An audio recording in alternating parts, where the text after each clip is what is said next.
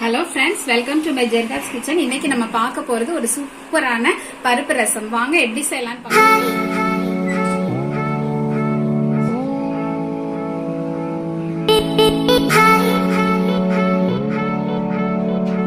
பருப்பு ரசம் வைக்கிறதுக்கு வந்து நான் துவரம் பருப்பு 1 கப் வந்து கழுவி எடுத்திருக்கேன். அதை நம்ம அதில் போட்டுக்கலாம். எப்போதும் நீங்கள் பருப்பு வேக வைக்கிற மாதிரியே வேக வச்சுக்கலாம். மஞ்சள் பொடி போட்டிருக்கேன். அப்புறம் ஒரு பல்லாரி வெங்காயம் எடுத்திருக்கேன் இல்லையா, அதை நம்ம கட் பண்ணி போட்டுக்கலாம்.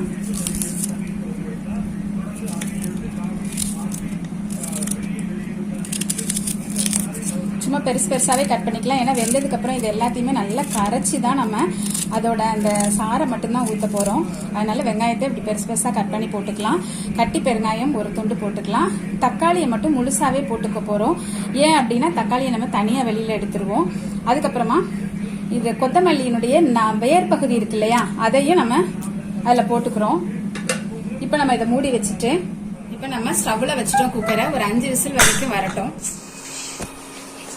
இப்போ 5 விசில் வந்துடுச்சு. நம்ம ஸ்டவ் ஆஃப் பண்ணிடலாம். அந்த பருப்பு வேகிறதுக்குள்ள நான் இங்க வந்து புளி தண்ணியில 2 ஸ்பூன் சாம்பார் பொடியை போட்டு நல்லா கலந்துட்டு இந்த மாதிரி ஃபில்டர் பண்ணி எடுத்துக்கோங்க. அப்பதான் வந்து இது நல்ல இந்த ஒரு சூப் மாதிரி ஒரு டேஸ்ட்ல இருக்கும். இப்போ நம்ம இந்த பருப்புல ஸ்டீம் போறதுக்குள்ள இதை நம்ம கொதிக்க வச்சிடலாம். இது நல்ல மசால் வாடை போய் கொதிக்கணும். அந்த அளவுக்கு நம்ம கொதிக்க வைக்கலாம். தேவையான அளவுக்கு நம்ம கல் உப்பும் போட்டு கொதிக்க வைப்போம். 1 ஸ்பூன் சீரகம், 1 ஸ்பூன் மிளகை வந்து ஒரே ஒரு டிராப்ஸ் மட்டும் நெய் விட்டு நல்லா வறுத்துட்டு இந்த மாதிரி 1-2மா மிக்சியில பொடி பண்ணி வச்சிருக்கேன். இப்ப நம்ம குக்கர்ல வந்து ஸ்டீம் போயிடுச்சு. பாருங்க நல்லாவே மசிஞ்சு வெந்திருக்கு. நம்ம இந்த தக்காளியை மட்டும் தனியா எடுத்துடலாம். இப்ப இந்த பருப்புல இருக்கிற எல்லாத்தையுமே நல்லா இந்த மத்து வச்சு கடைஞ்சி விட்டுட்டு நல்லா தண்ணி விட்டு ஃபில்டர் பண்ணி நம்ம எடுத்துக்கணும். பருப்பை நல்லா கடைஞ்சி விட்டுட்டோம். அதே மாதிரி இந்த தக்காளியாவும் தனியா ஒரு பாத்திரத்துல போட்டு இந்த மாதிரி தனியா ஒரு பாத்திரத்துல போட்டு கடைஞ்சி எடுத்துக்கிட்டேன். இப்ப வந்து இந்த பருப்புல நம்ம தேவையான அளவுக்கு தண்ணி விட்டுட்டு தேவையான அளவுக்கு நம்ம பருப்புல தண்ணி விட்டுக்கலாம். இப்ப வந்து புளி தண்ணியும் சாம்பார் பொடியும் போட்டு நல்லா கொதிக்க வச்சு அதோட மசால் வாடை எல்லாமே போயிடுச்சு. இதுல வந்து நம்ம இந்த பருப்பை எல்லாம் கரைச்சி வச்சிருக்கோம் இல்லையா, அதை வந்து இந்த மாதிரி ஃபில்டர் பண்ணி ஆட் பண்ணிக்கலாம். அப்பதான் நமக்கு திப்பி திப்பியா ரசம் வராம ரொம்பவே நல்லா இருக்கும். பருப்பு போட்டுட்டோம், நல்லா ஃபில்டர் பண்ணி அது மேல இருக்கக்கூடிய அந்த திப்பி திப்பியா இருக்கிறத ஃபுல்லாவே எடுத்துட்டோம். இப்ப இந்த தக்காளியை நல்லா மசிச்சு வச்சிருக்கோம் இல்லையா, அதை இதுல அப்படியே நம்ம தட்டிக்கலாம். நான் பருப்பு வேக வைக்கும் போது ஒரு 10 பூண்டை வந்து நல்ல ஒரு தோலோடையே வந்து 1-2மா தட்டி அதையும் சேர்த்து வேக வச்சேன். நான் சொல்ல மறந்துட்டேன்.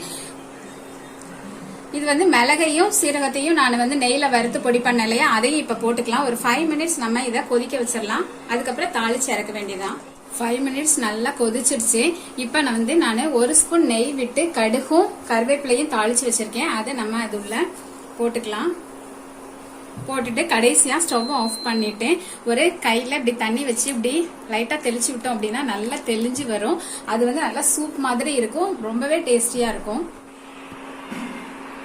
இப்ப நமக்கு நல்லா ரெடி ஆயிடுச்சு. இதே மாதிரி நீங்க வீட்டுல ட்ரை பண்ணி பாருங்க. நீங்க இதுவரைக்கும் சாப்பிட்ட ரசத்தை விட இது ஒரு வித்தியாசமான டேஸ்ட்ல நல்ல சூப் மாதிரி இருக்கும். ரொம்ப ஹெல்த்தியானதும் கூட. இதை கண்டிப்பா நீங்க வீட்டுல ட்ரை பண்ணி பாருங்க. பிடிச்சிருந்தா லைக் பண்ணுங்க, ஷேர் பண்ணுங்க, சப்ஸ்கிரைப் பண்ணுங்க. Okay, bye friends.